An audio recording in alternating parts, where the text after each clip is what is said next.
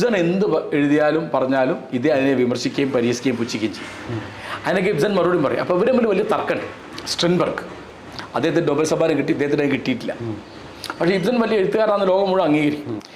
ഇബ്സൻ്റെ എഴുത്തുമുറി അപ്പോൾ അന്ന് അവിടെ എന്തോ വെച്ചാൽ റിപ്പയറൊക്കെ നടക്കുകയാണ്. അതിനകത്തേക്ക് പ്രവേശനമില്ല, അവിടെ നിന്ന് നോയിക്കോട് എന്ന് പറഞ്ഞ ഗൈഡ്. അനിതാ പ്രതാപും ഞാനും കൂടി നോക്കുമ്പോൾ ഇബ്സൺ ഇരുന്ന് എഴുതുന്നത് ഒരു ഡെസ്കിൻ്റെ മുകളിലാണ്. അവിടെ ഡെസ്ക് ഉണ്ട്. അതിൻ്റെ മുകളിൽ ഒരാളുടെ വലിയൊരു പെയിൻറ്റിങ് ഉണ്ട്. ആരെന്നറിയോ? സ്ട്രിൻബർഗിൻ്റെ.